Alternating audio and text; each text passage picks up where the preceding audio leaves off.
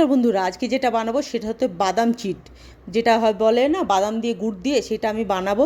তো সেই জন্য প্রথমে একটা বাটিতে এক মুঠো বাদামকে আমি ভালো করে তাওয়াতে হালকা করে নেড়ে নিয়েছি। আর বাদামের প্যাকেটটা আমি কিনেছিলাম, বাদামটা জানেন বাদামের প্যাকেটটা বাঁদরও নিয়ে গেছে, বাঁদরে নিয়ে যাওয়ার আগেই আমি এটা বানিয়েছি। না তো এটা আপনারা ভাবতে পারেন যে বাদামটা তো বাঁদরে নিয়ে গেছে, তাহলে বাদাম চিট বানালো কী করে। তো বাদামটা প্যাকেটটা যখন আমি কিনেছিলাম তখনই আমি বাদামটার চিট বানিয়েছিলাম আর বাদামের চাটনি বানিয়েছিলাম।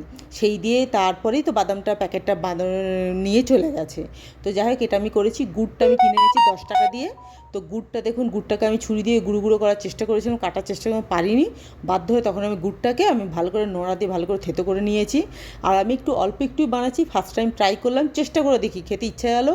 আর প্রচুর মেয়ে এক প্যাকেট বাদাম কিনেছিল বলেই তাহলে একটুখানি আমি ট্রাই করে দেখি। তো ট্রাই করে চেষ্টা করলাম, খারাপ হয়নি। এই গুড়টা দেখুন একটুখানি হালকা জল দিয়ে একটু নরম করে নিয়েছি। এবার গুড়টা পাক দিয়ে নিয়েছি, এর মধ্যে আমি বাদামগুলো দিয়ে দিলাম।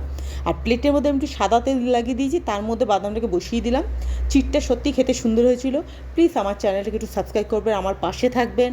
আর আমার ইউটিউব চ্যানেলের নাম হচ্ছে শোভারানী ক্রিয়েশন, আর আমার ফেসবুক পেজের নাম হচ্ছে শোভারানী। প্লিজ আমার ফেসবুক পেজটাকেও ফলো করবেন। ধন্যবাদ।